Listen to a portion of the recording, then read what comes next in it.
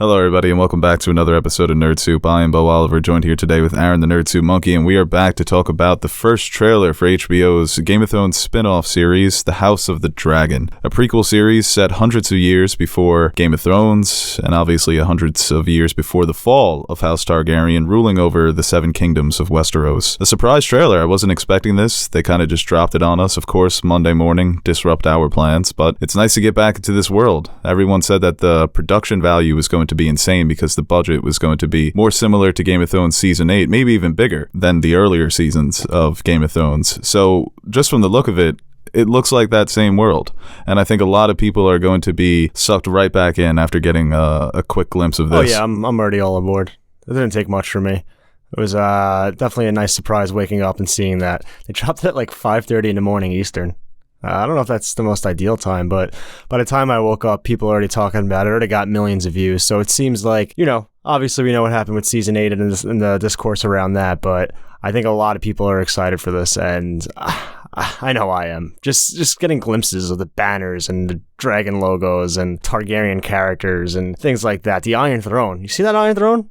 That's cool because they're going for the whole story, the myth, right? That Littlefinger and Varys used to talk about, that it was made from the thousands of blades of Aegon's enemies, and you see all the different blades surrounding the throne. So it's not the big chair that we're used to from the books, but they're hinting at it. It's a nice nod. It looks a little different too. It's not as symmetrical. It's definitely a different throne. I mean, obviously... This is the ship of Theseus. They've been remodeling the throne, renovating it time and time again. Different sword. I did say Robert just kind of redid the Red Keep once he got in there, so you could just sum it up to that. But, I mean, it's not quite the book one. I don't think you can ever possibly do that, but they tried. Looks like they got like halfway there. It's like, I think we ran out of swords. Let's just keep a spiked death pit surrounding the throne. That's kind of badass. It is very badass. And it looks like in that shot, the young woman approaching the throne is a young Rhaenyra Targaryen, played by Millie Alcock. And they've been rolling out these castings periodically throughout the year. It's not lesser characters, but younger versions of these characters. So that's interesting. We speculated that the story may jump around. So maybe this is when her father first got on the throne, or some sort of important scene between her and her father, because we know that relationship was very close for a long time. She was supposed to be his heir. So I'm excited to get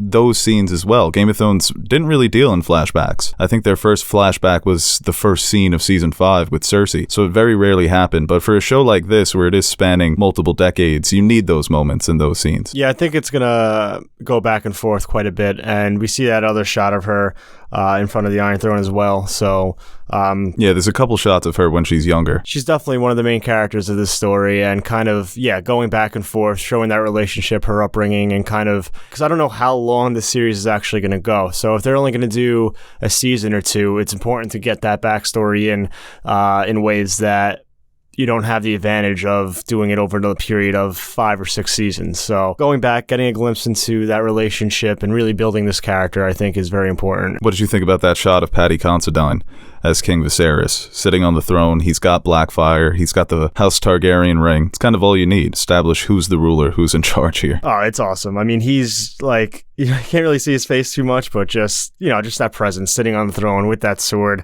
with the ring right there.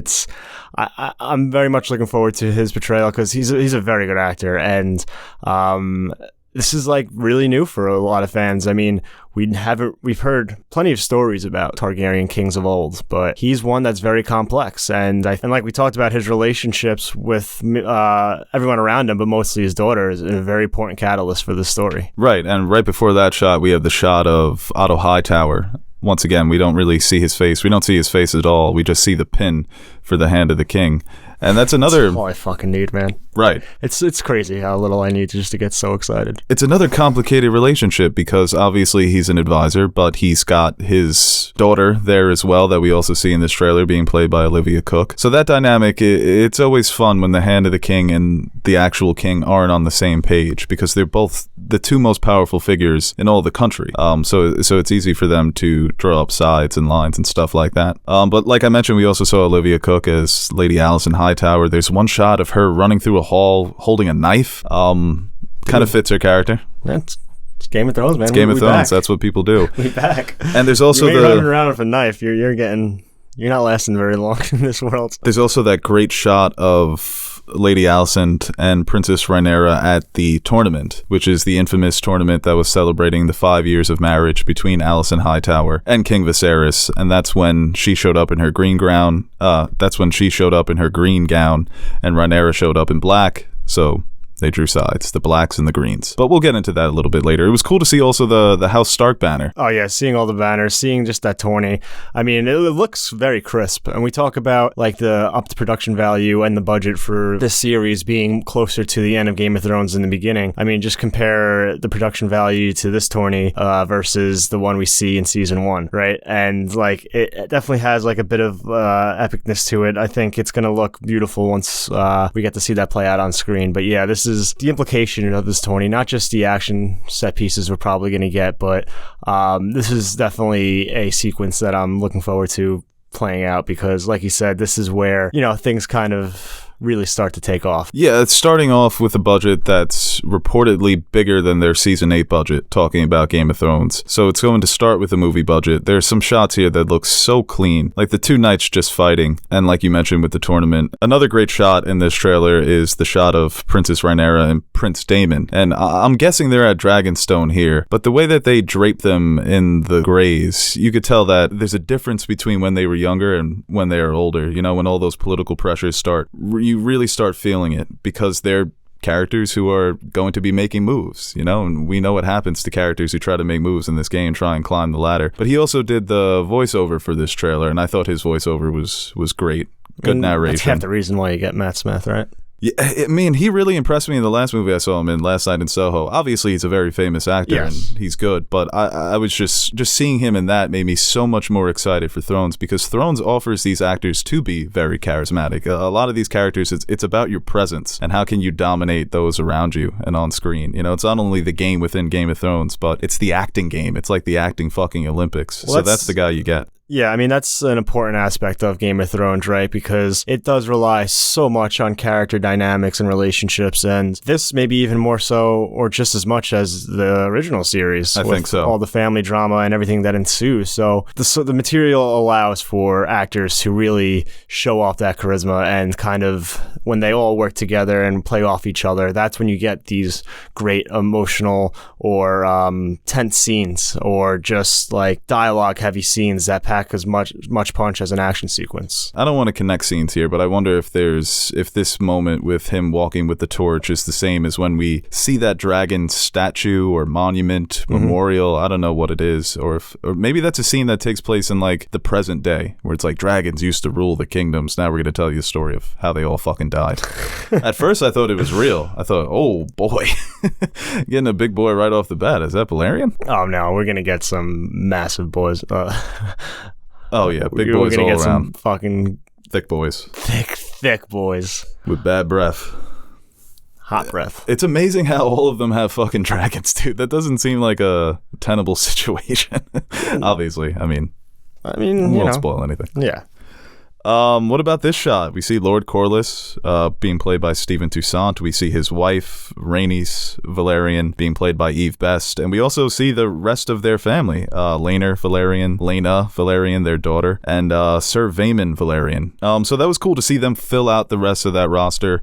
I mean, the costumes in Game of Thrones, it's another, not a small detail, but the attention to detail that they always paid to make these costumes like they were described in the books. It's why you give them the benefit of the doubt going into it, because everything just already looks great. But these designs are awesome. They look cool with the white hair. And going to meet the king at a feast, because the Iron Throne is in the back there, and they have the table set up like the feasts we always used to watch. Like a good feast scene. I do like a good feast scene, I mean, too. Corlys Valerian is probably one of like the character I might be most excited for in this show. I mean, just known as like, he's the Sea Snake, man. The Sea Snake. That's a nickname. And he does play such an integral role in kind of how the ensuing conflict plays out. And yeah, I think there was a shot later on in that teaser as well. I think his son is fighting, I don't know if it's Kristen Cole or something. It's hard to tell. He's not really wearing white, but it could be a little bit in the past. But getting a glimpse of one of the more powerful houses, I think they're like, at this point, they might be the richest house in the Seven Kingdoms. Yes. So getting that quick glimpse at them is great. And yeah, like you said, the design is tremendous. And I think for everyone and for all the houses in this series, like so far, just just looks like they all have their distinct looks and styles while keeping true to that kind of classic Westerosi type of fashion sense. Yeah, from top to bottom. I mean, the fucking rooms, the Red Keep even looks better. We mentioned the Iron Throne, the costumes. If the writing is there, this could be as big as Game of Thrones, just because of the budget. It's similar to what the Amazon series is doing, you know, starting off big because you have some of that built-in audience now. Just going quickly to the one shot that we see of Sononya Mizuno, who is playing Massaria. And her description on Wikipedia is that she becomes an important ally for Prince Daemon. Obviously, people can begin as allies and then become foes very easily in this world. But her look, that look of confusion, that look of fear, all those emotions combined, that's what you always get in Game of Thrones. Yeah, because the shit going on around you, you just can't help but be taken aback. I'm excited for this character as well. She's going to kind of play like that, maybe Varys type role, and I think that's awesome because, like, as much as, like, this is a different time period and with different rule in hand and kind of different things going on, like, it's still very much the way Westeros is set up. A lot of the same elements are going to be there. You're going to have your quote-unquote masters or mistress of whispers that's going to collect data and try to the scheming is going to be apparent in this series. And I can't wait to see this character kind of get into the mix of things and kind of stir the pot behind the scenes or kind of light the flames. Right. And I think, you know, George R. R. Martin always does such a good job of giving his female characters important roles in his stories, kind of split down the middle, where it's like there is as equal amount of important female characters as there are male characters. And she's just one of the many characters I'm excited to see. I think it's her and Alicent Hightower for me are the most I'm anticipating, because I know so much about Alicent and because I don't really know much about Massaria. So I'm anticipating, how is she going to operate in this world? What is her end game? And Alicent is just, she could be Cersei 2.0. So. Yeah, I said that in like our preview video that she has the potential to be this series of Cersei, because just all that, the position she's in and all that she kind of does, it is very much can lead to a Cersei-esque type character arc. Obviously, Cersei's my favorite character, so I cannot wait to see this portrayal and how they kind of go about telling her story and following her through however many episodes or seasons they decide to tell the story for. Yeah, there's a lot of potential there with that character, and it's not just that she's cruel and mean like Cersei, but it's a woman in a position of power trying to acquire more power. So it's not, I mean, there are definitely some overlaps with their personality. I mean, Rhaenyra is just she's a problem, and to see all these, I mean, that's... Well, their relationship is so important because they start out as friends, and that's why it was so important to get those younger actresses to play those characters, and then they find themselves at odds, to put things simply. It's hard to say, just like because of going off of the written material that we do have on this story, and the character descriptions from either the World of Ice and Fire and other things like that, there really is potential to have like a cast and characters that are equal to just interests and intrigue and kind of the positions they're in. And they also have an ending. So I don't think people should be worried about, are they going to be keeping up with the books? Are the books going to surpass them? There's definitely an end game in sight here where you don't have to worry about those things. Nothing needs to be rushed.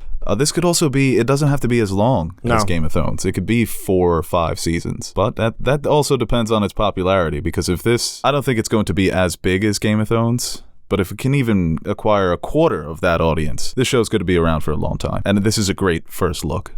Definitely. I'm excited. All right, guys, that is it for our House of the Dragon trailer reaction breakdown video. We will be back as they release more promotional material. We're still a bit of a ways away here until the release date, but I'm excited, man. Like I said, this just dropped on me. Like being pooped on by a bird, but a dragon. Dragon, yeah. Yeah. You want to connect the dots Dragon there. poop. Dragon poop. It's a lot of shit. Damn. We were making some good points in that video. Hey guys, Aaron the Nerd Suit Monkey here. Before we end this video, I want to give a quick shout out to our Patreon supporters. What can I say about you guys that I haven't already said about myself? You are the most important part of the channel and the main reason we keep going strong. Like Beau says, you keep the lights on in the fridge so the fridge is full. Or something like that. So, from everyone here at Nerd Soup, I'd like to thank you guys for your continued support. If you're interested in joining the ranks of our patron supporters, head over to patreon.com/nerdsoup and check out the rewards we offer to our patrons.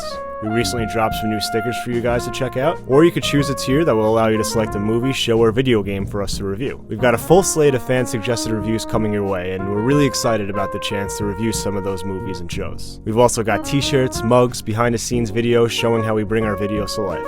And once again, thank you to all our Patreon pledgers who have been supporting us throughout the years. Without you, we wouldn't be able to convert all your pledges into cryptocurrency, so thank you from my future self for making us rich.